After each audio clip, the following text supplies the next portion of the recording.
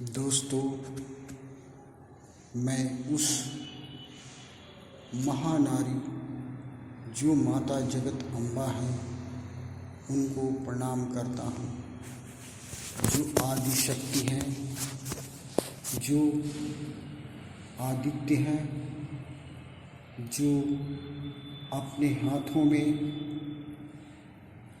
अस्त्र शस्त्र लिए हुए हैं, जिनके 3 नेत्र हैं। उस जगत अम्बा को मैं सादर नमन करता हूँ। दोस्तों, उस जगदम्बा के बारे में शास्त्रों में कथा कही गई है। जो शास्त्रों में कथा कही गई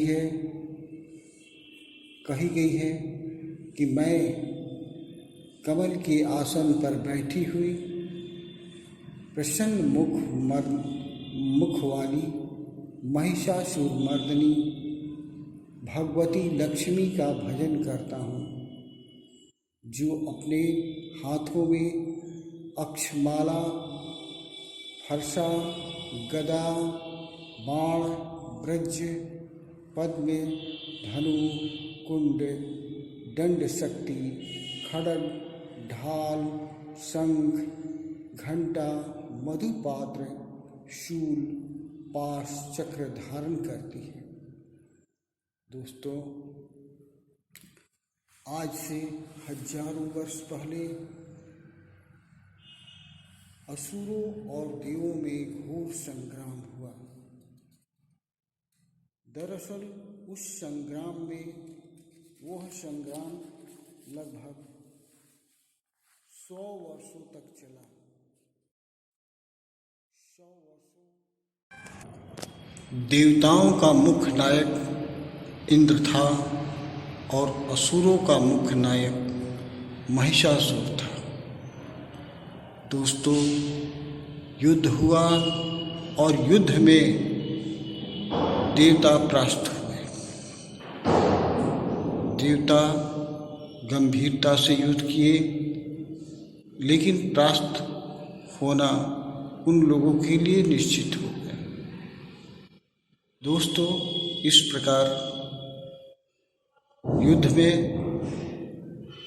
बहुत सी ऐसी बातें होती हैं जिसमें जो जीते हुए राजा होते हैं वो गुलाम बना लेते हैं पहले की प्रजा को या मालिक को, या और सी बहुत सी बातें हैं। इस प्रकार इंद्र स्वर्ग से निकाले गए और महिषासुर इंद्र बन बैठा। इस प्रकार अब सारे देवता जो थे वो इधर उधर धरती पर मारे फिरने लगे। इस प्रकार सारे देवताओं ने ब्रह्मा को आगे कर श्री हरि विष्णु के पास गए, जहां भगवान शंकर भी थे। देवताओं ने प्रार्थना कर उस प्रभु से विनय किया, विनती किया और अपनी जो कहानी थी दुख भरी उसे उन लोगों ने सुनाया। इस प्रकार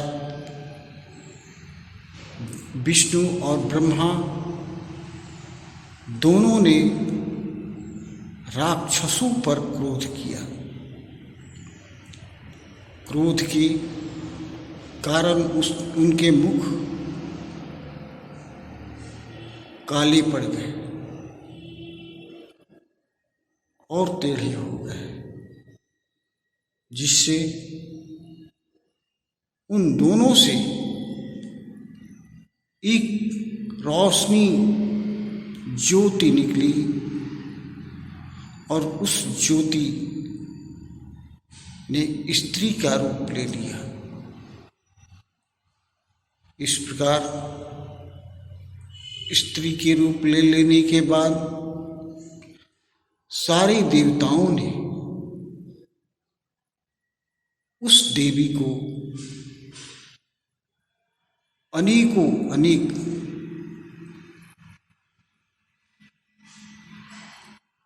अस्त्र शस्त्र प्रदान किए, आभूषणी प्रदान की। इस तरह कथा में आती है कि भगवान विष्णु ने उनको अस्त्र शस्त्र में स्वदर्शन चक्र दिया। यह स्वदर्शन क्या है? यह स्वदर्शन जो है वो स्वदर्शन जिसे आत्मा का दर्शन किया जाता है।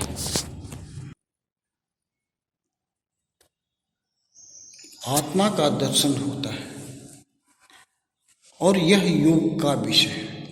इस प्रकार भगवान शंकर ने उस देवी को अपने शूल से शूल निकाल कर दिया। यह शूल जो मनुष्य शरीर में 3 प्रकार के कष्ट होते हैं, दैविक, दैहिक, भौतिक,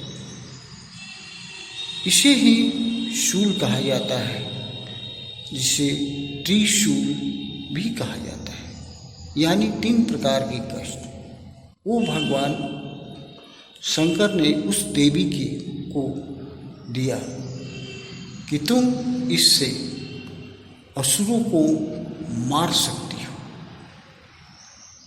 और इस प्रकार विष्णु ने उसे योग के द्वारा अपनी आत्मा का दर्शन की शक्ति दी और भगवान शंकर ने ये 3 प्रकार के कष्टों को हरने की शक्ति या किसी में व्याप्त करने की शक्ति उस जगत अम्बा को दी। इस प्रकार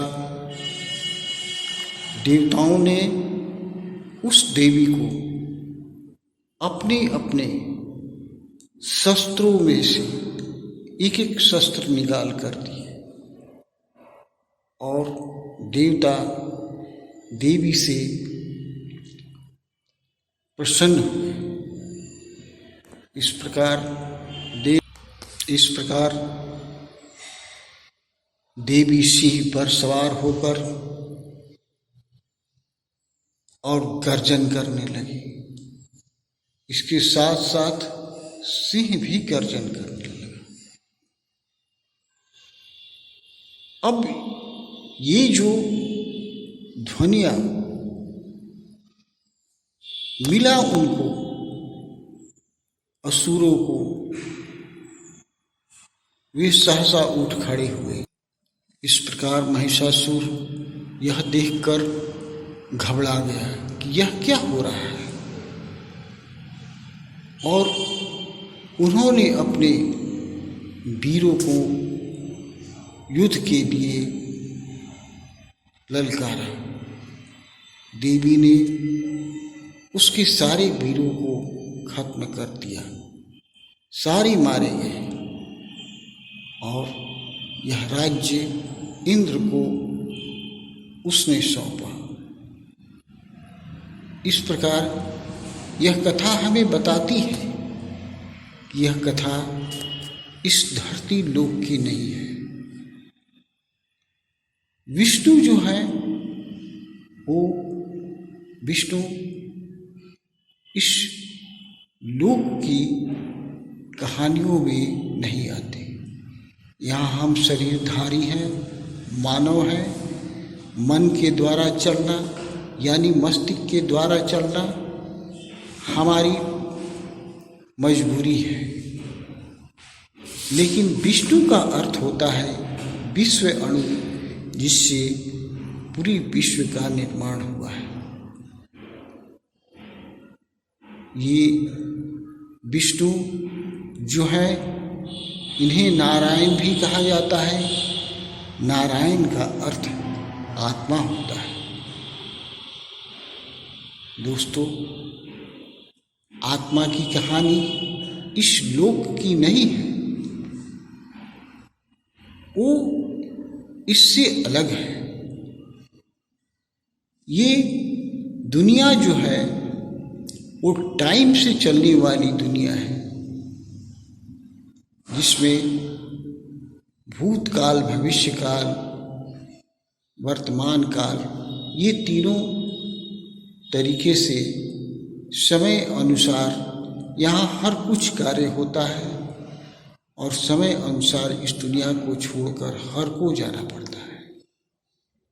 तो ये काल की दुनिया है, लेकिन ये कथा जो है वो स्वर्ग की दुनिया की है। अब दरअसल स्वर्ग कहाँ है, ये हमारे साथ समस्या है। न आप देखे हैं न हम देखे हैं, लेकिन कहा जाता है कि मृत्यु के बाद की जो दुनिया है, जिसे पार्टिकल्स दुनिया कहते हैं, उसमें स्वर्ग है। और उस दुनिया में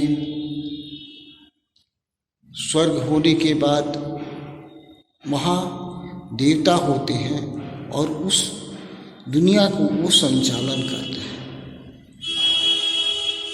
इस प्रकार वो देवताओं और असुर कहाँ होते हैं? असुर इस धरती लोक पर होते हैं। 3 चीज की व्याख्या शास्त्रों में की गई है: देवता, दानव और महर्षि। तो महर्षि इस धरती के लोग ही बनते हैं और दानव भी इसी लोक के लोग बनते हैं। देवता यहाँ से पुण्य कर्म करने के बाद जो स्वर्ग जाते हैं वे देवता कहे जाते हैं। और ये देवता बहुत ज्ञानी होते हैं, विज्ञानी होते हैं, इनको सारी साइंस पता होती है और ये बहुत आगे तक जाते हैं। दोस्तों, इस प्रकार यही के राक्षस, जिसे हम मानव के रूप में देखते हैं, जैसे आज चाइना या और भी देश हैं जहाँ हर प्रकार के मांस को भक्षण किया जाता है। या आप ही देख लीजिए, आप ही के समाज में कोई राम को मानता है और कोई राम के नाम पर बदनाम का कार्य करता है, लोगों को मारते हैं, उनके सुख चैन को छीन लेते हैं, तो राक्षस हुए। विज्ञान बढ़ते बढ़ते एक दिन ऐसा आएगा, यहाँ के मनुष्य उन देवताओं के बारे में जान जाएंगे और वहाँ की विधि व्यवस्था को अपने अधीन करने के प्रयास में रहेंगे। यह कथा हमें यही बताती है कि स्वर्ग भी है, नरक भी है, लेकिन यह धरती लोक जिसमें हम रहते हैं वो स्वर्ग नहीं है। स्वर्ग कहीं और है जिसे हम नहीं देख पाते हैं, जिसमें देवता रहते हैं, जिन्हें हम भारतीय उन्हें पूजा के रूप में करते हैं, उन्हें श्रद्धावश कुछ देते हैं, वे हमें भक्ति प्रदान करते हैं। दोस्तों, वे देवता जो हैं वो हमारे हितकर हैं। नमस्कार।